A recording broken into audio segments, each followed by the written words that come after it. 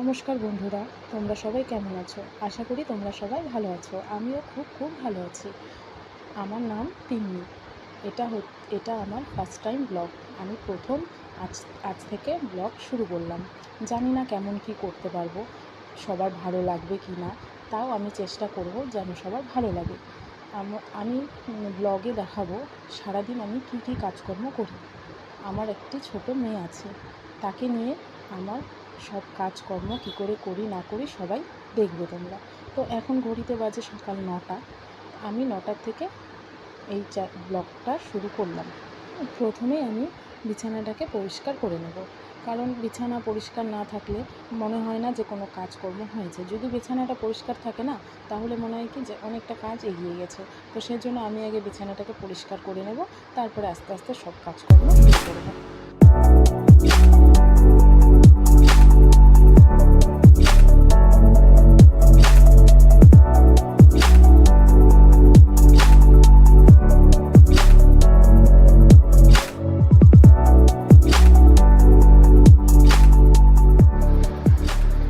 বারবার করেই ঘর পরিষ্কার করতে হয়, কারণ আমার মেয়ে ছোট, সেজন্য বারবার করে নোংরা করে, আর আমি বারবার করে পরিষ্কার করি।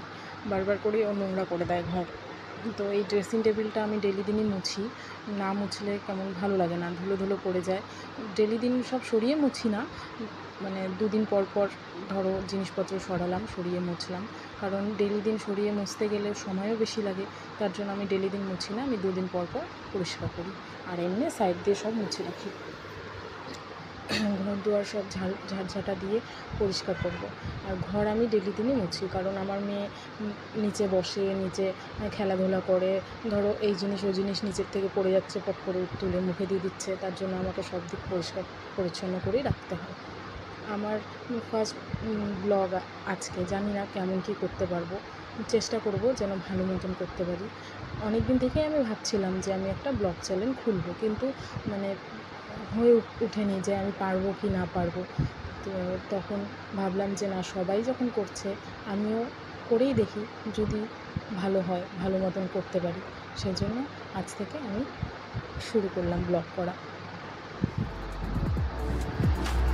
আমি এখন ঘরগুলো ঝাড়ু দিয়ে নিয়ে তারপরে আমি কিছু খেয়ে নেবো, কারণ সকালবেলা আমি চা বিস্কুট খেয়েছি, তারপরে আর কিছু খাইনি। যে ঘরটা পরিষ্কার করে নেওয়ার পরে তারপরে আমি কিছু খাবো, কারণ ঘর নোংরা থাকলে না আমার ভালো লাগে না। আমি ঘর দুয়ার পরিষ্কার করে তারপরে খাওয়া দাওয়া করি। আমার বক্স খাটের নিচে এই ঝাড়ুটা তো ঢুকে না, তো আমি সামনে দিয়ে ঝাড়ু দিয়ে নিয়ে যাই। সপ্তাহে 2 দিন বক্স খাটের ভেতরে বড় লাঠি দিয়ে, তারপরে কিছু বেঁধে, তারপরে ভিতরে ঢুকিয়ে ঝাড়ু দিই। মোছা হয় না ঠিক মতন, কাপড় দিয়ে যতটুকু পারি ততটুকু মুছি, তাছাড়া অত ভালো করে মোছা যায় না। ঝাড়ু টাড়ু দিয়ে এবার আমি হাত পা ধুয়ে এসে কিছু খাবো। ভাত খেয়েছি, সকালবেলা বানিয়েছিল সোয়াবিনের তরকারি আর ভাত, তো আমি সেটাই অল্প করে খেয়ে নিয়েছি। খাওয়া দাওয়া করে তারপরে আমার মেয়েকে স্নান করাবো। স্নান করিয়ে ওকে ঘুম পাড়িয়ে তারপরেই আমি জামা কাপড়গুলো ধুতে যাব, কারণ ডেলি আমার জামা কাপড় বেলায় অল্প স্বল্প, কারণ আমার মেয়ে আছে, তো জামা কাপড় আমি ডেলি ধুয়ে দিই।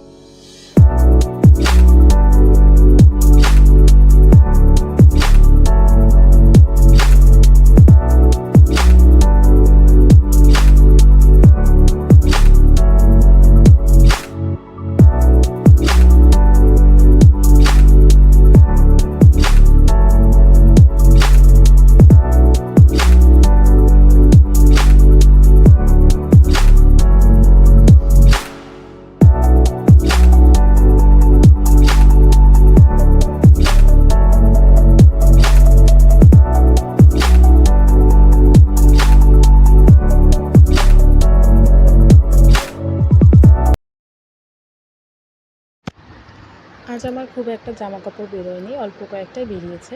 ওই আমার মেয়ের 2-4টা জামা কাপড় বেরিয়েছে, কারণ আমি ডেলি ধুয়ে দিই, সেজন্য আমার খুব জামা কাপড় বেরোয় না। বেরোয় কখন, যখন আমি বিছানার চাদর টাদর তুলি তখন অনেক জামা কাপড় বেরোয়, তো সেগুলো ধুয়ে দিই। আর 2-3 দিন ধরে বৃষ্টি হয়েছিল, তো সেজন্য তাও আমি ধুয়ে দিয়েছি। জামা কাপড় ধুয়ে আমি ঘরে দড়ি টানিয়ে মেলে দিয়েছিলাম, হাওয়াতে শুকিয়ে গেছে। আর কি বলো তো, জামা কাপড় ডেলি না ধুলে না, পরে যখন অনেক হয়ে যায় না, তখন আমার ধুতে কষ্ট হয়, কারণ আমার কোমরে ব্যথা, তো ঠিক মতন বসে আমি ধুতে পারি না জামা কাপড়।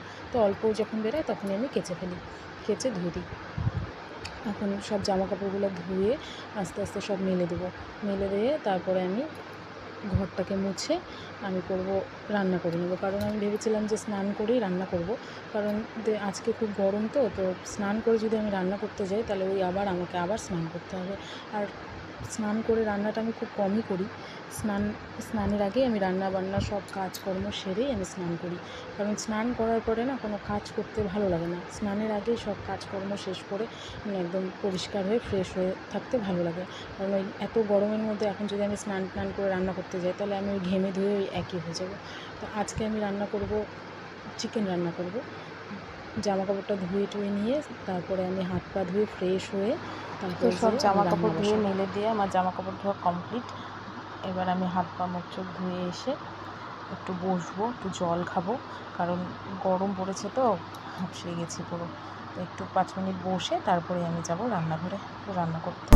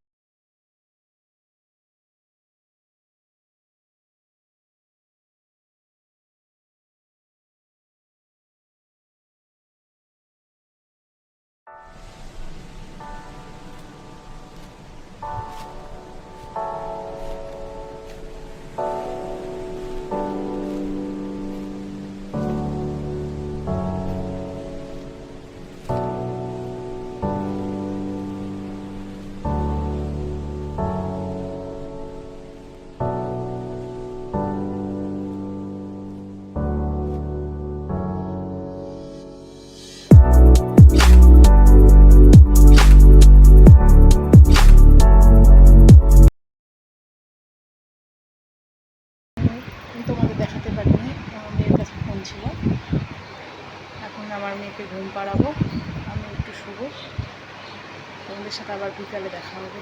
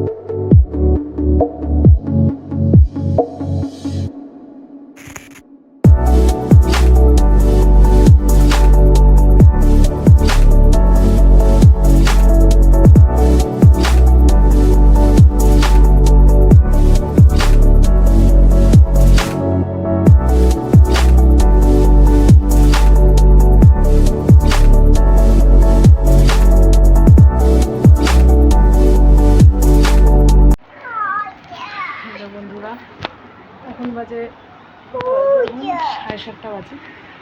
এখন আমি একটু চা বানিয়েছি, চা খাবো আর মেয়েকে খাইয়ে দিয়েছি। বসো না। সন্ধ্যাবেলা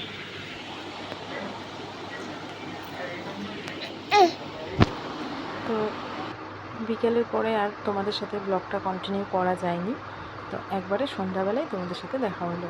এখন সন্ধ্যা 7টা বাজে আর এখন আমি চা খাচ্ছি, আমার মেয়েকে খাইয়ে দিয়েছি। তো ঘুমাই কি না, তো আমি ব্লগটা এইটুকুই করেছি আর করিনি।